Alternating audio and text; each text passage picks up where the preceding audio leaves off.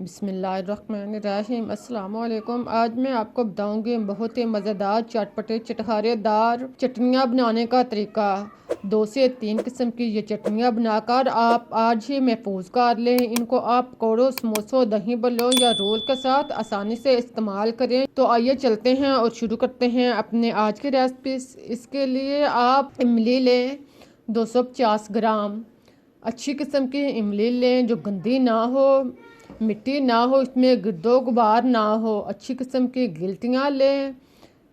देखें इस तरह की आप अच्छी किस्म की मार्केट से इमली ख़रीदें और फिर आप इसे पानी में भिगो दें। इसको आप ठंडे पानी में नहीं भिगोएं क्योंकि सर्दी का मौसम है, इसलिए आप इसको नीम गर्म पानी में भिगोएं। पानी इतना डालें कि इमली जो है वो इसमें अच्छी तरह डूब जाए।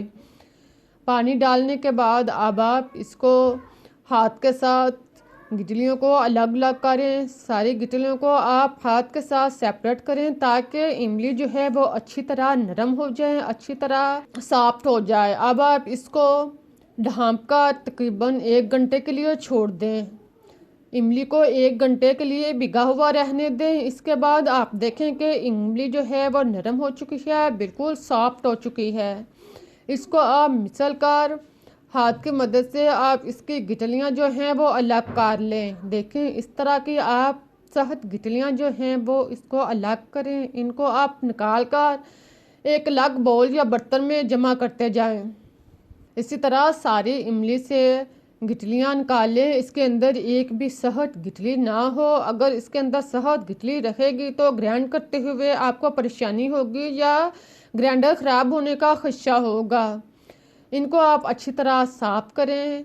साफ़ करने के बाद आप इसको एक साइड पर रखें। आप देखेंगे कितनी ज़्यादा गिटलियाँ जो हैं वो इससे खारिज हुई हैं। इनको आप फेंक दें।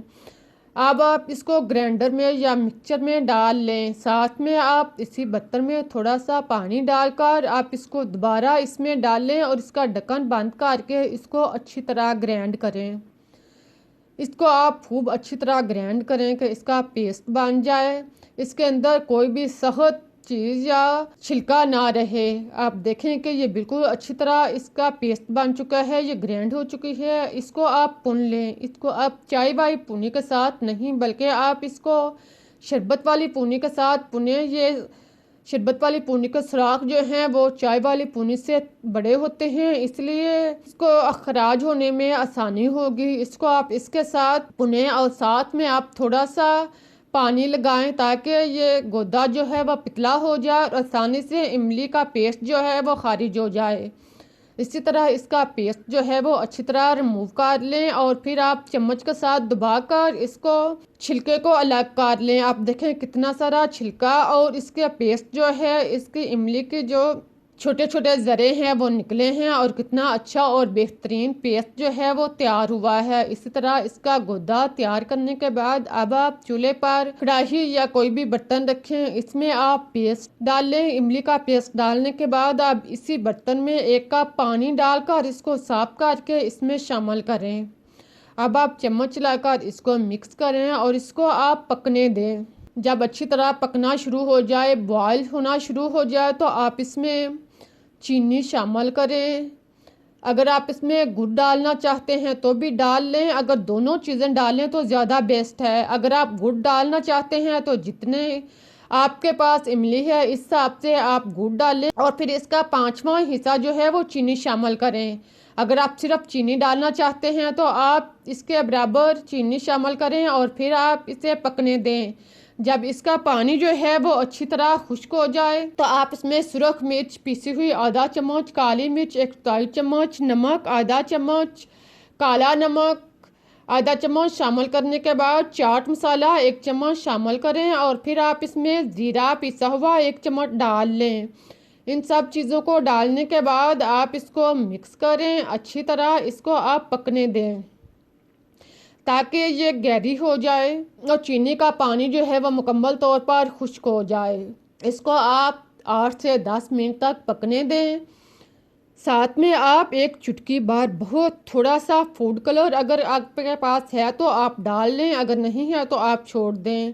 इसको डालने के बाद आप इसे मिक्स करें और इसको आप गहरा होने तक पकने दें। आप देखें कि जैसे जैसे ये गहरा होगा तो ये इमली जो है वो तैयार होना शुरू हो जाएगी, जब इससे बुलबुले से बनने शुरू हो जाएं, इस तरह का मिक्सचर जो है वो तैयार हो जाए। जब आप इसे उठाएं तो ये एक तार की शक्ल में नीचे गिरे तो समझ लें कि इमली जो है तैयार हो चुकी है। इसको ज़्यादा गहरा नहीं करें, अगर ज़्यादा गहरा करेंगे तो ये नीचे जम जाएगी। इसको नॉर्मल हालत में रख कर इसे ठंडा करें। जब अच्छी तरह ठंडी हो जाए, नॉर्मल हो जाए, तो आप इसे बाउल या बर्तन वगैरह में शीशी में डालकर महफूज कर लें। आप देखें कितनी अच्छी मज़े की चटनी में तैयार हुई है। इसको आप रेफ्रिजरेटर में नहीं रखें, फ्रिज में रख कर आप इसे 3 से 4 महीने के लिए इस्तेमाल कर सकते हैं। अब मैं आपको बताती हूँ कि हरी चटनी बनाने का तरीका।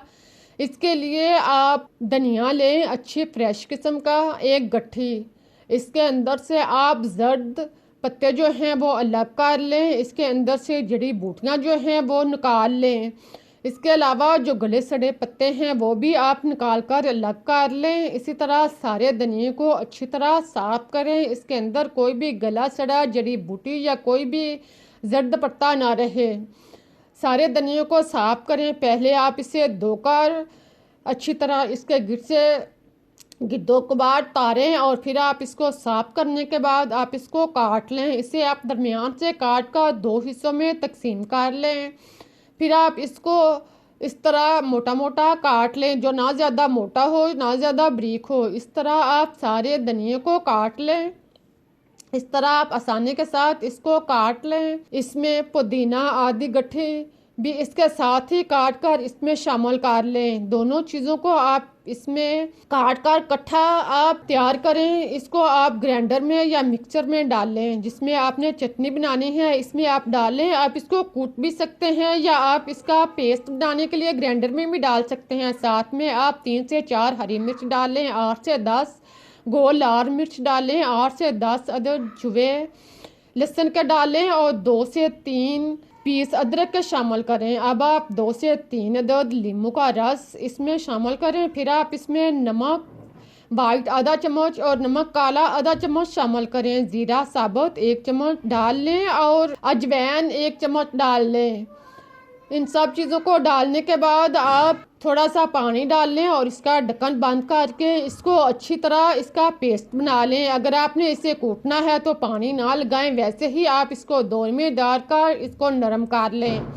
अगर आप पेस्ट बना रहे हैं तो आप थोड़ा सा पानी डालकर इसको अच्छी तरह पेस्ट बनाएं, ज़्यादा पानी नहीं डालें। अगर ग्राइंड करने में मुश्किल पेश हो रही है तो आप छोड़कर इसका बटन बंद करके दोबारा ऑन करें, तो इसी तरह ये जो है इसका पेस्ट बेहतरीन तैयार होगा। इसी तरह आप 1 से 2 दफ़ा इसका बटन जो है वो छोड़ें और फिर आप इसको दोबारा ऑन करें तो देखें कितनी अच्छी और बेहतरीन इमली तैयार हुई है, कितनी अच्छी और बेहतरीन चटनी तैयार हुई है। इसी तरह आप इसको बनाकर महफूज कर लें। जब आपने इसे इस्तेमाल करना हो तो आप आधा कप दही में 1 चम्मच चटनी डालें, इसको मिक्स करें और नमक चेक कर लें। अगर टेस्ट के मुताबिक आप थोड़ा सा नमक और भी डाल सकते हैं। अब मज़ेदार चटनियाँ तैयार हो चुकी हैं, इसे आप महफूज कर लें महीने भर के लिए, पूरे रमज़ान के लिए आप मज़े से खाएं। उम्मीद है कि आप लोगों को रेसिपी पसंद आई होगी, चटनियाँ बनाने का तरीका पसंद आया होगा। अगर अच्छा लगा है तो इसे लाइक करें, शेयर करें, चैनल को सब्सक्राइब करना मत भूलें। मुझे इजाज़त दें, फिर मिलते हैं एक नई और मज़ेदार रेसिपी के साथ। तब तक